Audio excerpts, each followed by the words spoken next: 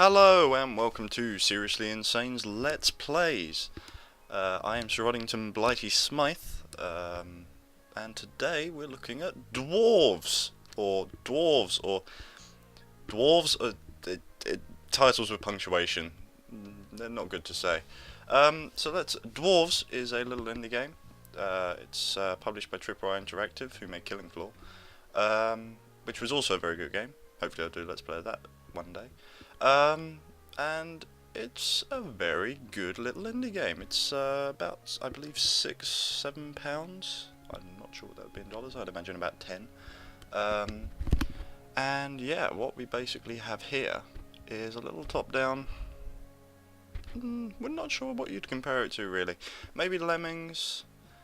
That'd probably be the closest. It's a bit unique, especially in this day and age, and it's a lovely little game. So I'm gonna take you through just a very short game, just as an introductory sort of thing. So at the main menu we have just a kind of example of all the different modes we can have. So we have the campaign, which is full of the tutorials and all that sort of thing. A base defense mode, tower defense modes, whatever next. Sort of other different little bonus modes, all that sort of thing, sandboxes, endless modes, that sort of thing. And this is the main area of the game, is the arcade mode, and we're going to have a quick look now, just a 5-minute game, just to see what it's like. And here we go. This is Dwarves, and that is a dwarf, and that is also a dwarf. And yeah, so the aim of the game: dig, find things, make money. And so what happens here is your little dwarves would start digging in random directions, and for every next block they dig, they get a little bit of money.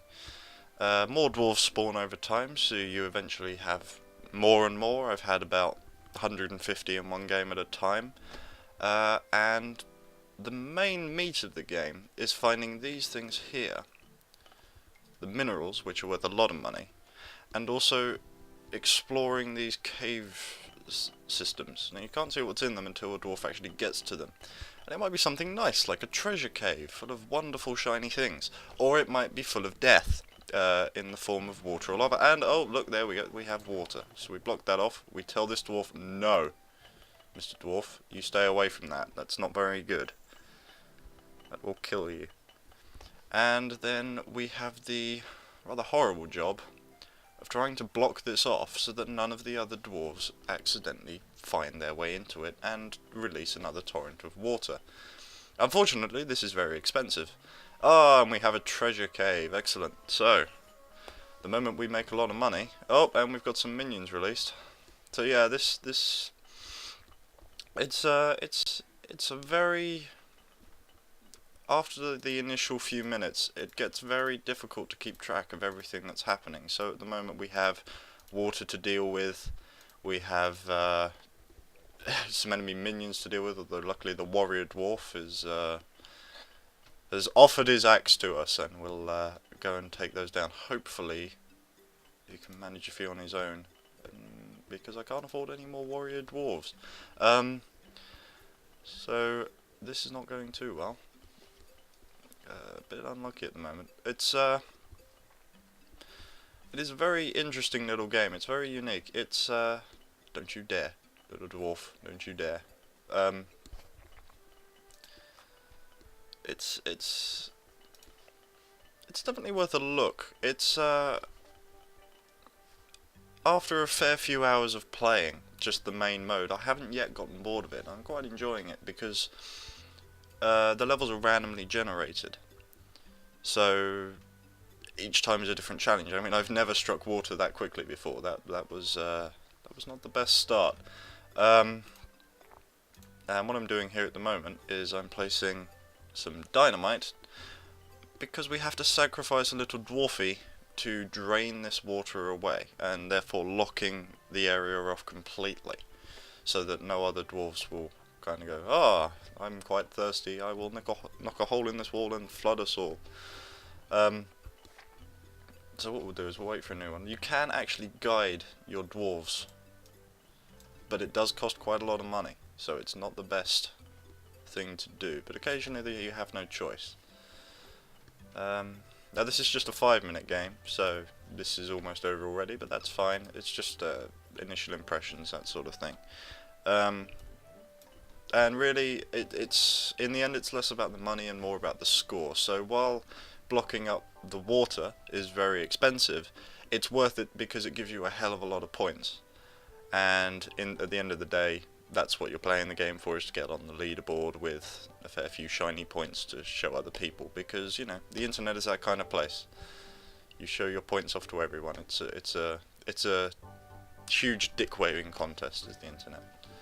So you also have things like lava flows, which are like water except they can burn through your walls. You need to sort them out very quickly.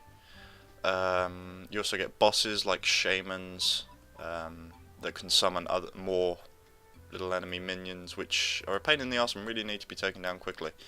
As you get further and further out and get more and more dwarves, it gets very hard to keep track of everything. The scroll speed isn't the best, but then that kind of makes it a hell of a lot more tense. Yeah, it's a good little game. It's definitely worth the asking price. It's available on Steam. I believe it's becoming available in some other places as well, although I could be wrong. Remind me, I should really do more research before I start these things. Oh, and we have lava 10 seconds before the end. Of course, typical.